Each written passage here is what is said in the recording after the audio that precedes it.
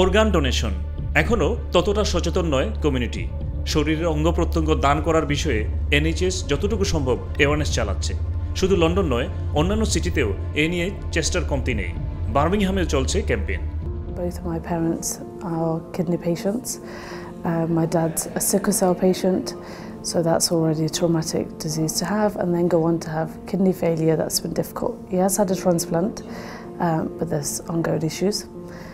My mum's a cancer patient, and because of that, she's got kidney failure. So it's definitely a topic that's close to home. I'm a consultant transplant nephrologist here at the Queen Elizabeth Hospital in Birmingham. Mainly look after people who get kidney transplants, so I'm very keen that we encourage organ donation.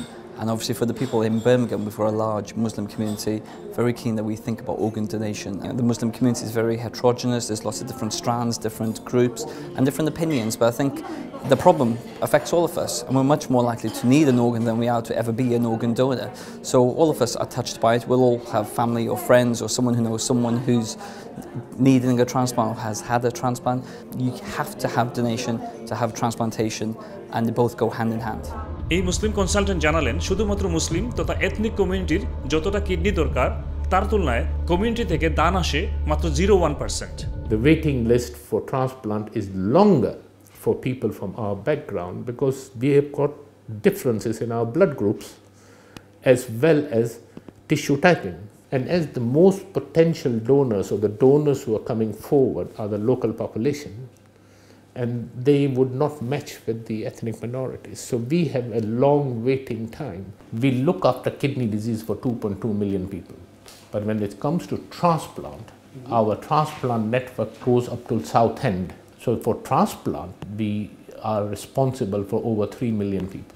তবে এই ক্ষেত্রে ব্যতিক্রমী দৃষ্টান্ত স্থাপন করেছেন community ব্যক্তিত্ব ও চ্যানেলসের senior news presenter doctor Zakir Rezauna Anwar. তিনি বাংলাদেশে মেডিকেলে পড়াকালেই চোখ দানপত্রে স্বাক্ষর করেছিলেন। বিলেতে এসে চোখসহ সমস্ত অর্গান দান করেছেন, যা থেকে তার মৃত্যুর পর 9 জন রোগী উপকৃত হতে পারেন। এদেশে 7,000-এর উপরে মানুষ আছে যারা ওয়েটিং লিস্টে আছে অর্গান ট্রান্সপ্লান্টেশনের জন্য। গত বছরই মারা গেছে প্রায় 500-র উপরে। 800-র উপরে মানুষকে লিস্ট থেকে বের করে নেওয়া হয়েছে যে মানে দে ওয়ার সো ইল। ইংল্যান্ডে এখন 50,000 লোক আছে যারা অর্গান ডোনেশনের কারণেই বেঁচে আছে। এমনকি ছেলেমেয়েদেরও উৎসাহিত করছেন ডক্টর জাকি। মেয়ে প্রপা আনোয়ার অর্গান ডোনেশনে তার যুক্তি তুলে ধরল। There's a quote in there actually in Surah Maida which says if you have saved the life of one man, it is as though you have saved the life of all of mankind. So that's why on the day of my 18th birthday, which was about a month ago, I actively signed up to give all my organs, tissue, everything. আধুনিক বিজ্ঞান এবং ইসলাম নিয়ে যারা চর্চা করেন তারা মৃত্যুর আগে এবং মৃত্যুর পরেও অর্গান ডোনেশনের পক্ষে মত দিয়েছেন, জানালেন সৌদি থেকে সর্বোচ্চ ডিগ্রিধারী শাহ মওদুদ হাসান। একজনের অর্গান দিয়ে যদি অন্যজনের উপকার হয় তাহলে এটাকে দেওয়া জায়েজ বলেছেন, সে জীবিত অবস্থায় হোক অথবা আপনার মৃত অবস্থায় হোক।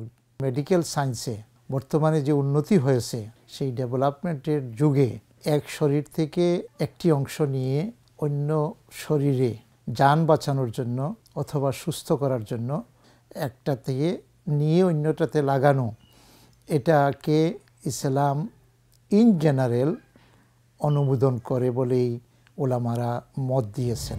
ডক্টর জাকির নায়েকও এ নিয়ে প্রশ্নের উত্তর দিয়েছেন। An organ transplantation can be done if 3 criteria are fulfilled. Number 1, the person donating the organ, it should not cause a major loss to his health. Point number 2, the person receiving the organ should be a major benefit for his health.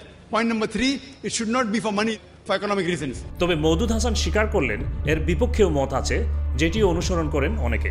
ওলামায়ে কেরামদের মধ্যে আবার দুই ভাগে বিভক্ত। যারা conservative তারা অনেক সময় যে কোনোভাবেই যেহেতু মানুষ এবং তার বডির সম্মান করা উচিত এবং সে মৃত হলেও সম্মান করা উচিত, এই ক্ষেত্রে কোনো আপনার ট্রান্সপ্লান্টেশন করা যাবে না, এটার থেকে নেওয়া যাবে না।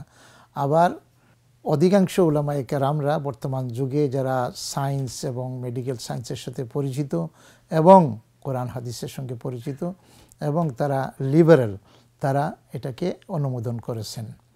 ডক্টর ইউসুফ আল কারদাওয়ি এবং অন্যান্যরা অধিকাংশই যে খায়রুন নাস মাইয়ান ফাউন্নাস, যে উত্তম ব্যক্তিরা হচ্ছে, বেস্ট পিপুল হচ্ছে যার দ্বারা অন্যের উপকার হয়।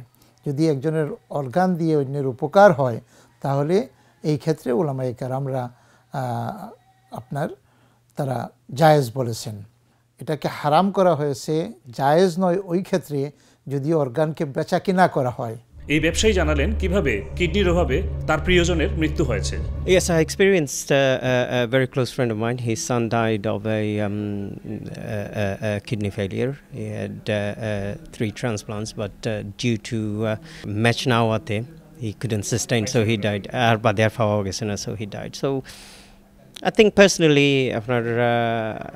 organ donation is very important for যদি করা যায়, but Islamic দৃষ্টিতে এটা যেহেতু এখনো not fully clear, so I don't really more awareness and clarification. Absolutely. I mean, I think we do need more clarification on the clearness from the Islamic Sharia.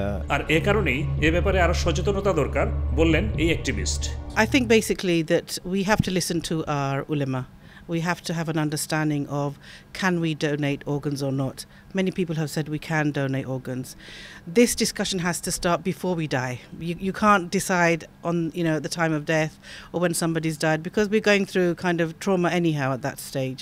So I think we need to have this discussion and find out what's permissible, what isn't permissible, and then go from there. চিন্তা করি যে আমি বা যে কোনো একজন যদি মরি যায়, এটা তো কোনো কামো লাগে না।